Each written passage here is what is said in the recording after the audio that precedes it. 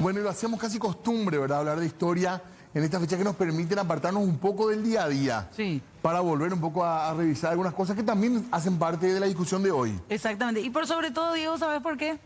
Porque siempre que recibimos la visita de ellos nos quedamos con más ganas de saber cosas, de más datos como que quedan ahí en el tintero. Así mismo. Bueno, y ya los queremos saludar agradeciéndoles. Son realmente amigos de la casa, hay que decir, y quizás en quienes confiamos que nos van a dar esos datos certeros sobre historia, ¿verdad? Así mismo. Así que les más bienvenida a los historiadores que nos acompañan en la noche de hoy o tarde de hoy en realidad. Sí, Claudio Velázquez, ¿qué tal? ¿Cómo te va? Muy buenas tardes, Fernanda, don Diego. Gracias por la invitación y bueno, gustoso de compartir con ustedes. Ahí está. Y Enrique Cos, ¿cómo te va, Enrique? Hola Fernanda, hola Diego, hola Claudio. Gracias por la invitación, siempre es un gusto. Tenemos que decir ya que en el grupo de gente que trabaja los feriados están los historiadores. Vamos. ¿Es verdad? Sí, yo creo que van a... Es recurrente, lo hacemos y aprovechamos también un poco la fecha para hablar de esto. Yo quiero comenzar con un tema un poco random, como se dice. La película Cerro Corá tiene ¿cómo podríamos decir?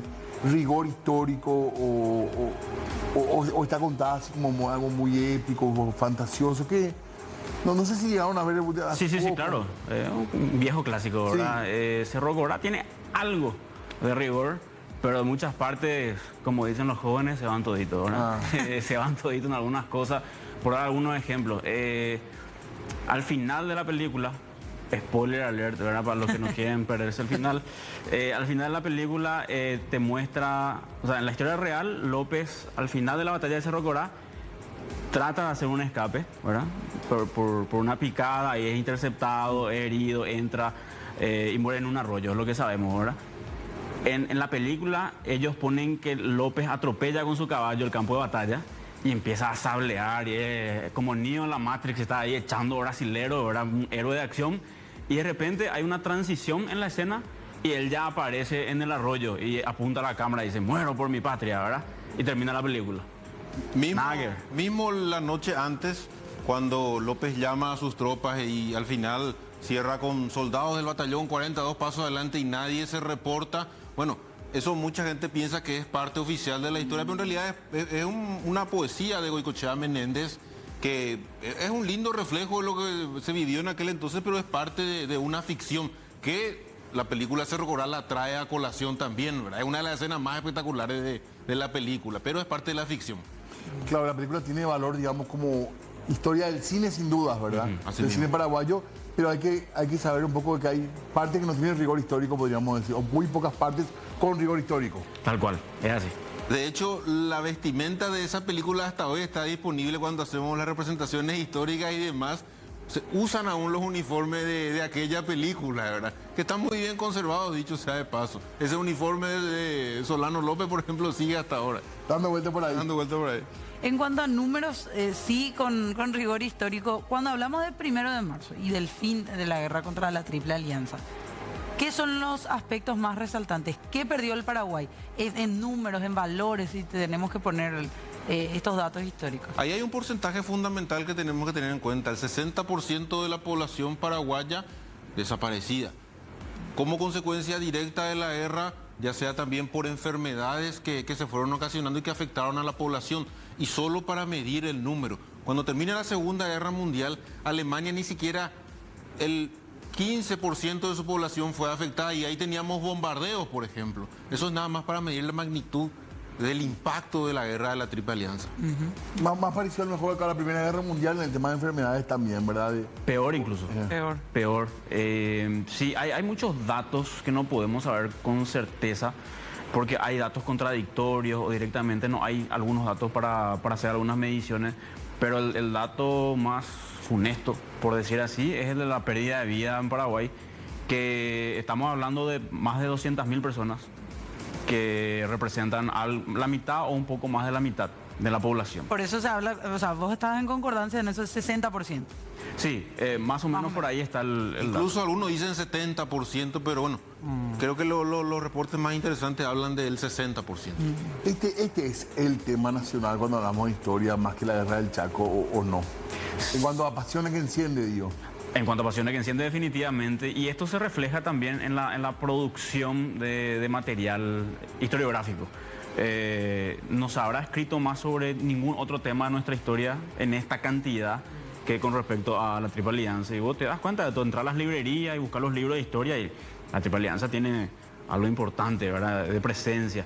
Es un tema, voy a usar la palabra obsesivo, ¿verdad?, de nuestra historia, y es entendible, porque es un trauma nacional, es algo que no cualquier país vivió. Otras guerras de otros países de la región, hablando mal, lo voy a decir, son entre comillas simpáticas al lado de nuestra guerra. La más grande de Sudamérica. La más grande de Sudamérica. La guerra del Pacífico no se le compara. No, esa es, como digo, simpática.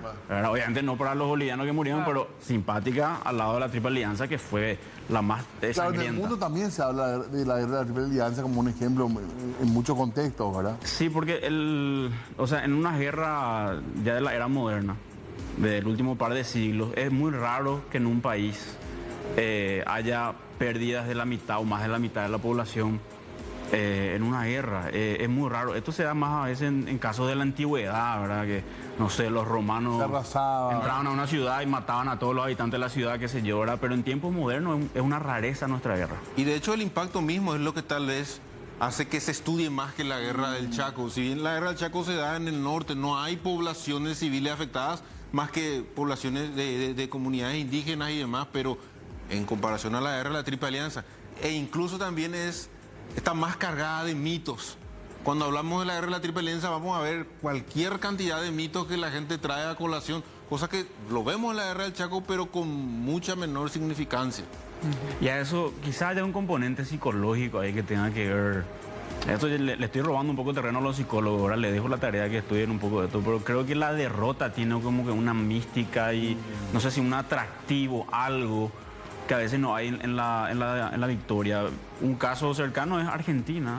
Hoy los argentinos le dan mucha más atención, importancia, más emoción, más todo a la guerra de Malvinas, que es una guerra que fue más pequeña y que perdieron, ¿verdad? Y la guerra que ganaron, la de la Triple Alianza, le dan algo de atención, pero no la misma. Claro, la construcción sobre el dolor parece que es un tema, ¿verdad? Sí. Sí. Ahora, esos primeros días después del 1 de marzo, ¿cómo fueron? Y En el escenario, en el contexto paraguayo. desde Cerro Corá se emprende después, los sobrevivientes, los prisioneros emprenden una marcha rumbo a Concepción a pie. Ahí se van sumando algunos otros sobrevivientes o civiles que encuentran por el camino. Cuenta, por ejemplo, el coronel Silvestre Aveiro, que fue uno de los últimos que le vio con vida a López en el arroyo. Él se escapa y después de que ya pasó ese momento, él estaba comiendo naranja en el camino cuando pasa el ejército brasilero con los prisioneros, y él ya voluntariamente ya se entrega porque acaba la guerra. De hecho, hay generales que fueron muertos el 2 de marzo. El general Francisco Roa, por ejemplo, ya estaba rendido, ya estaba rodeado y aún así fue asesinado. Se dice que cuando la noticia llega a Río de Janeiro, saltando un poco las fronteras, se festeja con mucha algarabía. El emperador sale con su esposa a caminar en las calles y tiene un realce incluso de popularidad. Eso los historiadores brasileños mismos los mencionan, ¿verdad? Acá en Asunción, cuando llega la noticia, se manda a hacer un Te Deum. En aquel entonces ya estaba un gobierno, el triunvirato instalado en Asunción, manejado por el imperio del Brasil, ¿verdad? Podemos decir. Y se celebra también en Asunción, ¿verdad? Con las tropas de ocupación. Los brasileños y argentinos ya estaban en la capital y ellos estaban reunidos algunos en la estación del ferrocarril, que era uno de los edificios más lindos en ese entonces lo usaban ellos. Y ahí llega la noticia y hay fiesta también en Asunción de parte de las tropas ocupantes. Y bueno, y de a poco se va reocupando. Estaba tomada, ¿verdad? Estaba tomada, que cuando se ocupa Asunción es una ciudad desierta, porque se había evacuado la ciudad, había solamente perros y unos pocos guardias por la calle. Y bueno, después de que se toma la ciudad, se saquea la ciudad, y en los meses siguientes de a poco se va repoblando, o sea, van trayendo partidas de civiles para repoblar la capital, ya durante en plena guerra, y así a poco se va reorganizando la cosa, ¿verdad? Y como dijo Claudio, hubo algunas matanzas posteriores muy innecesarias. Vos lo mencionaste a Roa, ¿verdad? Otro caso especial yo creo que sería el coronel del Valle, que se rinde voluntariamente. Él se rinde con sus tropas sin saber todavía lo de López. O sea, él ya decide antes rendirse, considerando que, bueno, ya la guerra ya no tiene más sentido, ya está perdida. Se rinde y los brasileños aún así los matan, ¿verdad? A él y a sus soldados. Entonces termina la guerra, pero hay todavía algunos episodios de aquí y allá de violencia después. El caso de Del Valle es muy particular porque si existió un tesoro que acompañaba a López, era custodiado por Del Valle. Y tal vez haciendo un poco un análisis por qué fue muerto, porque tenía el oro del Estado paraguayo y tal vez con el fin de apropiarse de ese tesoro es que termina siendo asesinado. Y hay una historia interesante, allí hay un oficial de apellido Romero, José María Romero, que camina desde este Cerro Corá hasta Asunción. En todo lo que es una odisea después de esa guerra, llega hasta Asunción en esa caminata. ¿Qué se sabe así, a ciencia cierta, históricamente comprobable, sobre la muerte de López? Que realmente dice que hay muchísimos mitos también. Hay mitos, hay El contradicciones. lugar no se duda, ¿verdad? Sí, totalmente. El lugar, bueno, hay ciertos análisis en cuanto a lo que fue ese tránsito de Solano López, en la ubicación del campamento y demás, que hoy en día están saltando a la luz, que son muy interesantes, que tiene que mirar la institución pertinente, que es la Secretaría Nacional de Cultura. ¿Cómo saltan a la luz? Y hoy hay herramientas que no, como las imágenes satelitales mismas que nos permiten ubicar, bueno, pero la Kidabanigüí corría de este lado y bueno, y a partir de ahí nacen nuevos análisis y datos. Anteriormente pues era muy común que, sobre todo en la época de la dictadura, venga el militar, bueno, acá vamos a poner el campamento y acá vamos a decir que fue el campamento y bueno, se instalaba ese lugar como el campamento paraguayo. Pero hoy viendo con otros ojos y revisando la bibliografía, podemos notar que el campamento paraguayo no estaba en ese lugar, sino posiblemente a 700 metros de ahí. Son cuestiones interesantes que tenemos que ir mirando. Hay que ir puliendo, digamos. Exactamente. Y lo que complica la cuestión es que hay contradicciones entre los testigos. Por ejemplo, ¿quién le mató a López? Y depende de a quién le pregunte. Los brasileños no se ponían de acuerdo quién de ellos le mató a López. ¿Verdad? Hay varios candidatos. Está el famoso Francisco Lacerda, alias Chico Diabo, que es el candidato principal. Qué apodo también, ¿verdad? Chico Diablo, ¿verdad? En portugués. Está él, después está João Soares y Franklin Mena Machado, ¿verdad?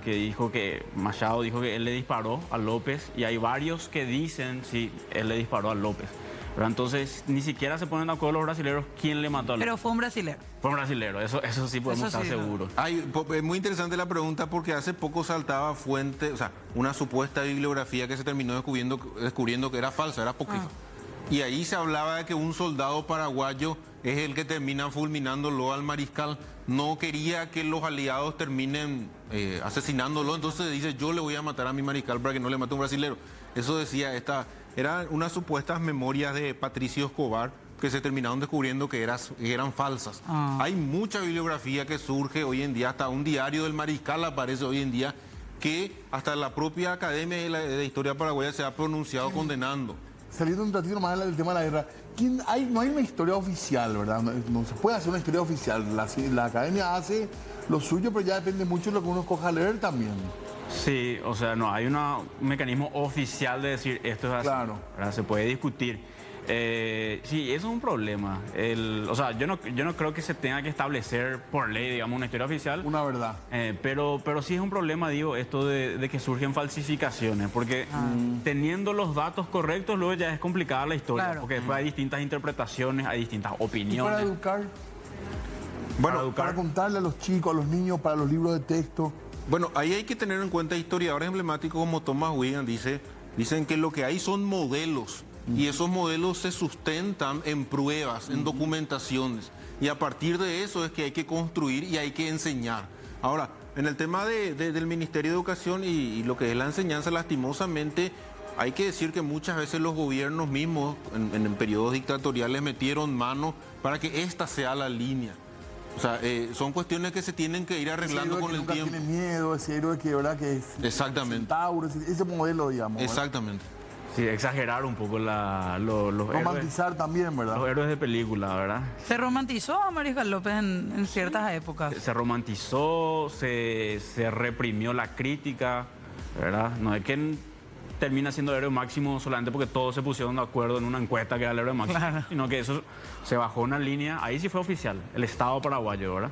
Lo declara así. Lo declara así en 1936 y eso se mantiene en distintos gobiernos. y se persigue la crítica, ¿verdad? Se censura la crítica durante mucho tiempo y recién ahora en estas últimas décadas de democracia hay una libertad, hay una apertura para decir. Pero no le quita encanto, creo, al personaje ni mérito. Me parece que igual sigue siendo un personaje interesante, ¿verdad? De la historia, importante de la historia, sin duda. Totalmente, siempre hay cuestiones meritorias a resaltar, ¿verdad? Lo que sí reconocemos es que, sobre todo la dictadura, metió mano por el hecho de que Stroessner mismo se mostraba como el tercer reconstructor. El primero López, el segundo Bernardino Caballero y él aparecía como el tercero, ¿verdad? Una línea. Claro, eso pasa en dictaduras de diferentes países. Buscan una figura histórica sobre la cual apoyarse y mostrarse como continuadores. Lo vemos con Stalin, lo vemos con muchísimos otros dictadores de la historia universal. Hay una intencionalidad también ahí calculada, porque como nosotros estuvimos gobernados tanto tiempo por militares, dictadores militares, y obviamente de manera indirecta para promoverse a sí mismos, también ellos quisieron promover que la idea de patriotismo y la idea de heroicidad está en los héroes militares.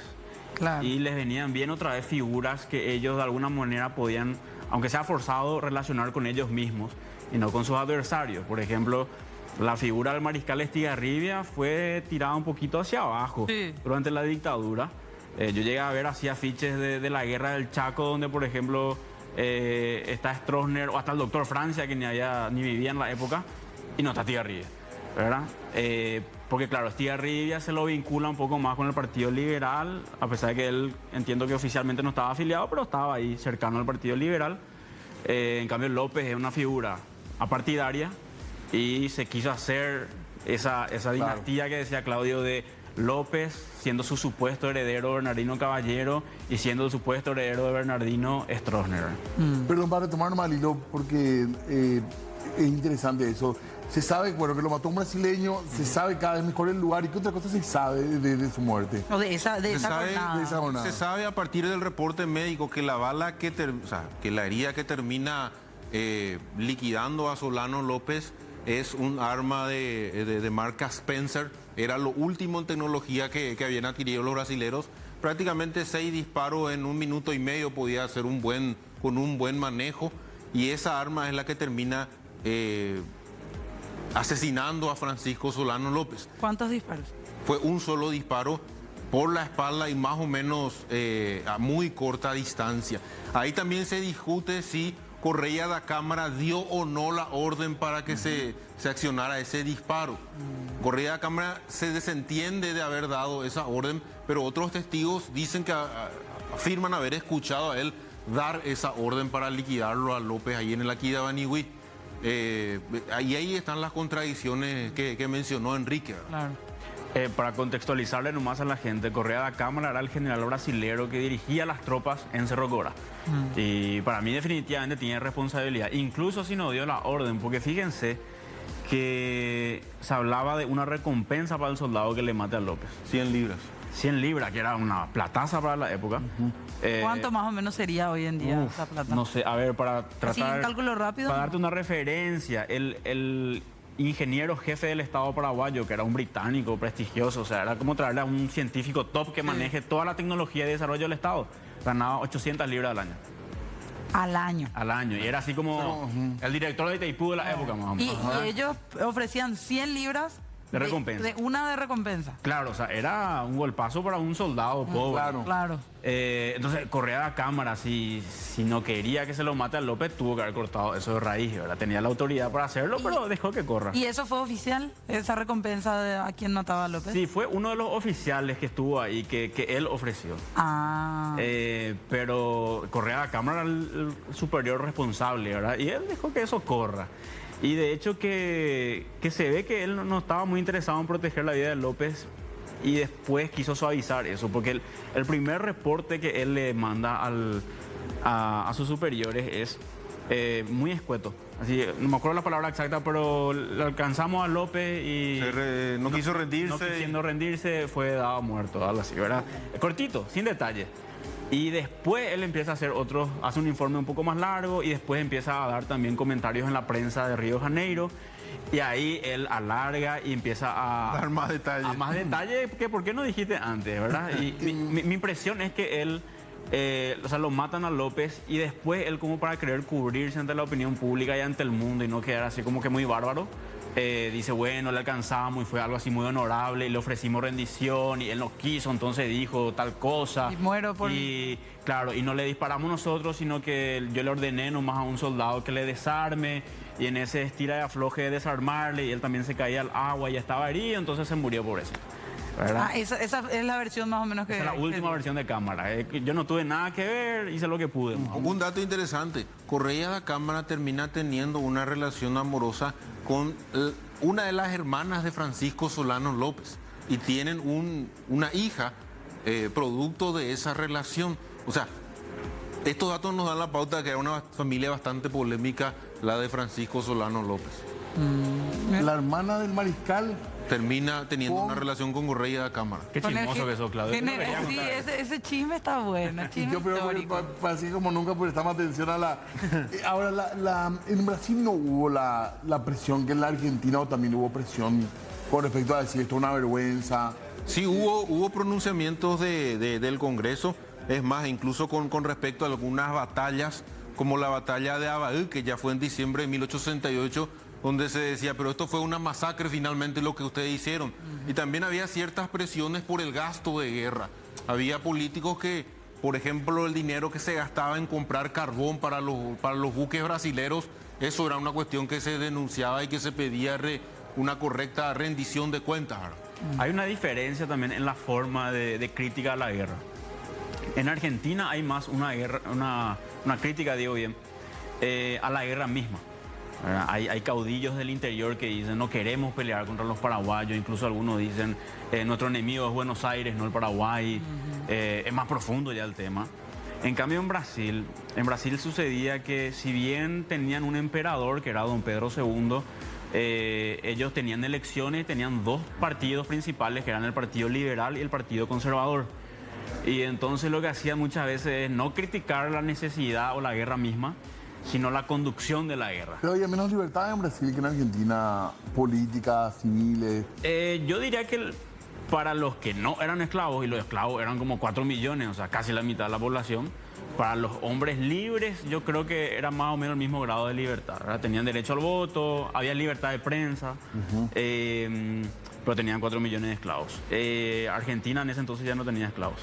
Esa es la diferencia. Pero decía nomás que en Brasil entonces usaban como parte de su batalla política interna bajarle la caña a tal comandante que está ligado a tal partido y por ahí lleva un poco la crisis. Más política. De hecho, Caxias fue duramente cuestionado por su conducción durante diciembre de 1868 en la batalla de Itaguaté, donde debía de ser apresado López al término de esa batalla. López se escapa de esa batalla. Caxias va a ser muchas veces interpelado en el Congreso mismo por haber dejado escapar a Francisco Solano López. Supuestamente había un tema masón ahí, ¿verdad? Hay muchísimas teorías. Hay supuestamente liberación de un coronel para que escape Solano López. También está la teoría de la masonería de por medio. O sea, es uno de los temas polémicos. Por masón, supuestamente. Exactamente. Sí, yo no creo tanto eso, pero existe la versión y la versión que él da es que sencillamente, o sea, el terreno era muy grande. No conocían tampoco muy bien toda el área y que las tropas estaban exhaustas. Tanto así que los brasileros, ellos demasiado querían dar el último ataque y ser ellos los que se llevan la gloria de terminar la guerra y capturar a López. Pero estaban tan extenuados los brasileros de días de batallas, heridos, muertos, que le tuvieron que pedir por favor a los argentinos que hagan el último ataque. ¿Verdad? Entonces yo en ese sentido le creo a Caxias que no le dio el cuero como para llegar a eso. Claro. Tenemos una pausa nosotros, así que súper interesante y gracias por acompañarnos en este feriado realmente. Sí, señor. Hacemos una breve pausa y ya venimos.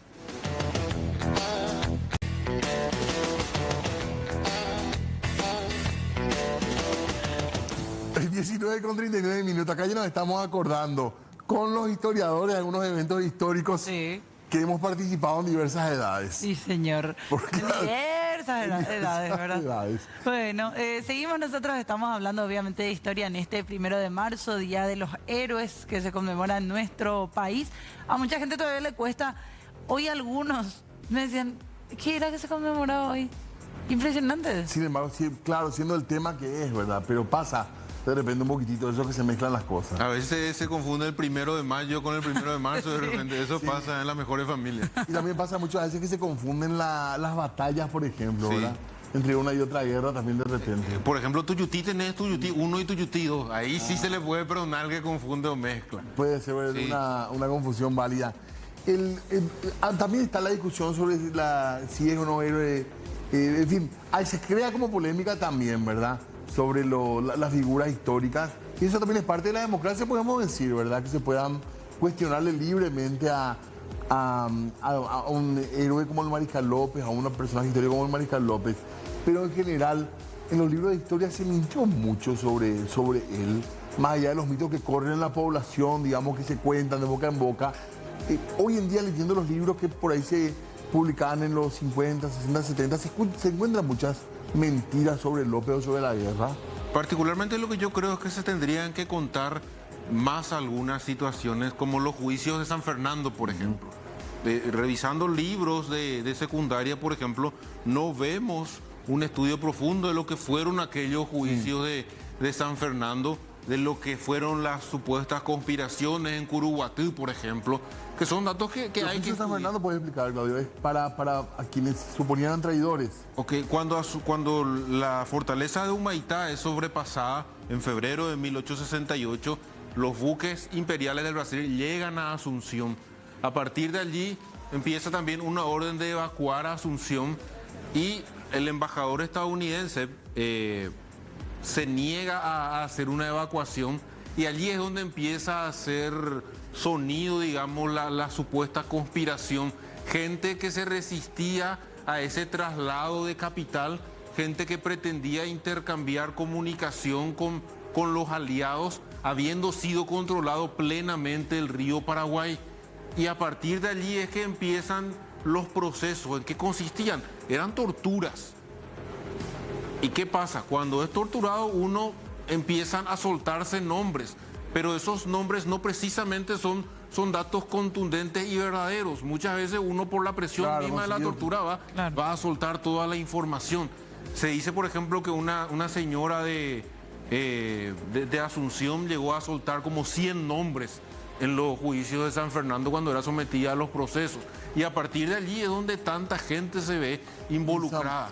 Y esa obra, una obra de teatro, fue censurada durante toda la dictadura de Stroessner. Recién después del 89 se pudo llevar al municipal la obra. Incluso en democracia se pretendió censurar la primera vez. Creo que la municipalidad de Asunción primero amagó censurar y después... Fue muy polémico. Sí, complementando nomás lo de Claudio, que para mí me parece algo muy válido lo que hizo la gente en Asunción, la que después sufrió en San Fernando, porque se cortan las comunicaciones con Humaitá, da la impresión de que tal vez pudo haber caído el ejército paraguayo y López también. Entonces tiene sentido, bueno, las autoridades y notables de la capital vamos a juntarnos para ver qué hacemos si es que, ¿verdad? Hay que prever la situación, hay que pensar por lo menos, organizarse. Y por el solo hecho de que hayan tenido una reunión, una conversación, López ya entró en una paranoia de que esto es una conspiración y esa conspiración alimentada por confesiones hechas bajo tortura, bueno, terminó en una tragedia con cientos de ejecutados, ¿verdad? Muchos civiles, ministros, mujeres, realmente muy fuerte esa parte. Volviendo a tu pregunta de mentiras que se hayan dicho sobre López, se dijeron muchas falsedades en ambos sentidos, tanto para enalzarlo como para bajarle la caña. Por ejemplo, para criticarle, se instaló que él hizo la guerra para coronarse emperador de Sudamérica y conquistar territorios en Brasil y tener costa al mar. Y no hay ninguna evidencia en ese sentido, ¿verdad? Un mito, ¿verdad? Usado para criticarlo. Y para ensalzarlo también, yo creo que algo muy común que se repitió en dictadura y queda muchas secuelas de eso hasta hoy es como querer quitarle toda responsabilidad de la guerra, ¿verdad? Se lo pinta López como que es víctima nomás de una conspiración internacional que nos cayó de sorpresa y bueno, él no tuvo nada más que hacer que resistir heroicamente hasta el final, cuando en realidad si uno mira el paso a paso de ese camino que llevó a la guerra, ve las huellas de López en todas partes. López ya estaba hablando mucho antes de que empiece la guerra, él ya estaba pensando ya en una guerra y le decía esto a sus funcionarios por carta, pero en una guerra con Argentina. Y después más tarde, en el año 1864, sigue pensando en guerra, pero ya cambia su posible enemigo a Brasil. ¿Con qué fin? Y no está muy clara la mente de López, ¿verdad? Pero... O sea, nunca expresó un deseo de alguna finalidad. Claro, así explícitamente nunca dijo, este es mi proyecto.